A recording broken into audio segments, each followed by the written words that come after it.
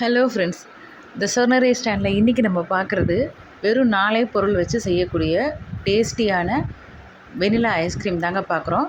இது வந்து ஒரு ரூ. 70 செலவில் நம்ம வந்து ஒரு ஃபேமிலி பேக் அளவுக்கு நம்ம செஞ்சிடலாங்க. இதுக்கு நான் இப்போ 1 லிட்டர் பால் எடுத்திருக்கேன். நல்லா அடிகனமான பாத்திரமாக எடுத்துக்கோங்க. ஒரு கரண்டி போட்டு நம்ம அப்பப்போ வந்து அதை மிக்ஸ் பண்ணிக்கிட்டே இருந்திங்கன்னா தான் அடி பிடிக்காமையும் இருக்கும். இதுக்கு வந்து நான் இப்போ ஒரு 3/4 லிட்டர் ஆகிற வரைக்கும் காய்ச்ச போகிறேங்க. நல்லா அந்த மாதிரி காய்ச்சிட்டிங்கன்னா தான் நல்லா க்ரீமியாக வரும். இதுக்கு இன்னொரு இது என்ன அப்படின்னு பார்த்தீங்கன்னா, இந்த மாதிரி வெண்ணெய் வீட்டில் இருந்துச்சு அப்படின்னாக்க நீங்கள் அதையும் போட்டுக்கோங்க. 1 டீஸ்பூன்லேருந்து 2 டீஸ்பூன் வரைக்கும் நம்ம மிக்ஸ் பண்ணிக்கலாங்க. இதுக்கு வந்து நான் இன்றைக்கி எடுத்துருக்கிறது கஸ்டர்ட் பவுடர். இது வந்து எல்லா இடங்கள்லையும் சூப்பர் மார்க்கெட்ஸ்லாம் கிடைக்கிதுங்க. இதோட விலை ரூ. 40 100 கிராம். இந்த ஒரு பேக்கெட் நீங்கள் வாங்கி வச்சிங்கன்னா ஒரு 5-6 முறை நம்ம செஞ்சிடலாம் அந்த மாதிரி ஐஸ்கிரீமு.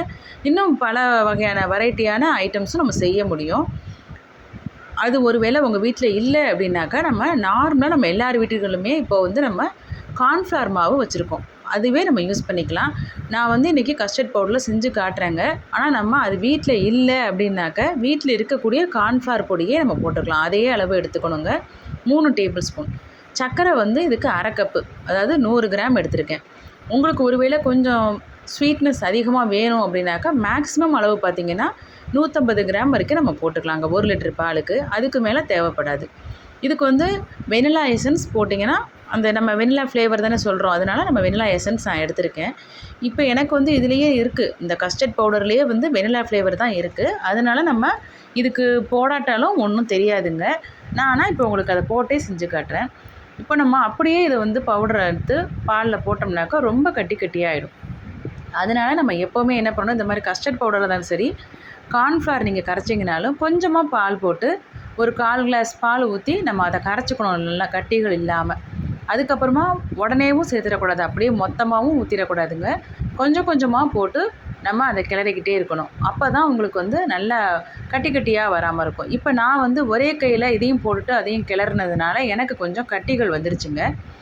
நம்ம அந்த மாதிரி ஒரு வேளை கட்டி வந்துருச்சுனாலுமே நீங்கள் பயந்துட வேண்டாம். இது வந்து பால் திரிஞ்சு போகலை, கட்டி கட்டியாக தான் ஆகுது. அதை வந்து நம்ம எப்படியும் மிக்சியில் போட்டு நம்ம அடிக்க தான் போகிறோம். ஒரு 40 செகண்டுக்கு நம்ம வந்து பீட் பண்ண போகிறோம். அதனால நீங்கள் வந்து பயப்பட தேவையில்லை. சின்ன சின்ன கட்டிகள் இருந்துச்சுன்னா பயந்துடாதீங்க. ஐயோ நம்ம ஏதோ மிஸ்டேக் ஆகிடுச்சு போட்டிருக்கு நம்மளோட இது அப்படின்னு சொல்லி நீங்கள் பயப்பட வேண்டாங்க.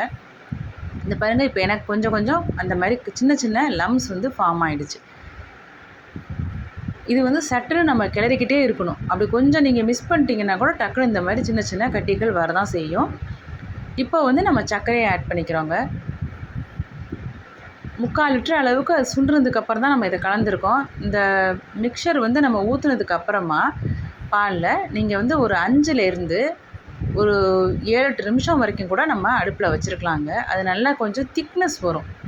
கார்ன்ஃப்ளவர் போட்டாலுமே உங்களுக்கு சட்டுன்னு திக்னஸ் வந்துடும். இதுக்கும் அதே மாதிரி தான் வரும். 3 டேபிள் ஸ்பூன் நீங்கள் போட்டிங்கன்னா போதும். பாருங்கள், இந்த வானல் வந்து நான் வந்து உங்களுக்கு அடுப்பை வந்து ரொம்ப ஹைலெலாம் வைக்கல, மீடியமான அளவில் தான் நான் வச்சுருக்கேன். சிம்லேருந்து கொஞ்சம் லைட்டாக தான் இன்க்ரீஸ் பண்ணி வச்சுருக்கேங்க. இப்போ இதுக்கு வந்து ஒரு மூடிங்கிறது 5 mlங்க. 1 டீஸ்பூன் அளவு வெனிலா எசன்ஸ் போட்டுக்கிறேன்.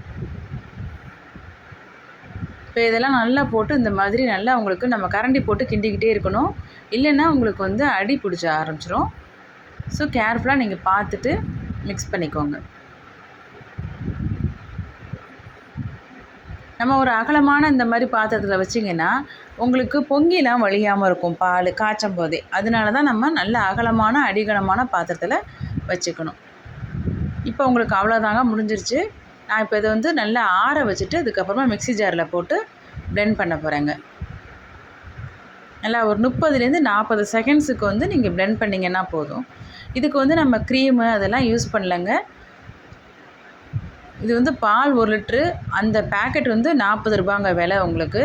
நம்ம அந்த எசன்ஸ் வந்து ரூ. 30. அதுவுமே நம்ம ஒரு 5 to 6 டைம்ஸ் வரைக்கும் நம்மளால் நல்லாவே செய்ய முடியும். கேக்கு எல்லாத்துக்குமே நம்ம அதை போட்டுக்கலாம் எசன்ஸுமே. பட்டர் வந்து அந்த சின்னதாக ஒரு ஸ்பூன் தான் சேர்த்தேன். செலவுன்னு பார்த்தீங்கன்னா உங்களுக்கு ஒரு ரூ. 70 வருங்க. மேக்ஸிமம் ரேட் நான் சொல்கிறேன். இப்போ நம்ம பிளெண்ட் பண்ணதுக்கு அப்புறமா இந்த மாதிரி நம்ம வீட்டில் இருக்கக்கூடிய கண்டெய்னர்ஸ்லேயே நல்லா ஏர் டைட்டாக இருக்கிற கண்டெய்னரில் நீங்கள் ஊற்றி வச்சுடுங்க. இதை வந்து நம்ம ஃப்ரீசரில் தான் வைக்க போகிறோம். இப்போ வச்சுட்டு நம்ம வந்து ஒரு நல்ல ஏர்டைட் மூடி போட்டு தான் இப்போ பார்த்து வச்சுக்கோங்க. 2 மணி நேரத்துக்கு அப்புறம் நம்ம எடுத்துட்டு இன்னொரு முறை நம்ம மிக்சியில் போட்டு பிளெண்ட் பண்ண போகிறோங்க. ஃப்ரீசரில் தான் நான் வைக்கிறேன் பாருங்கள்.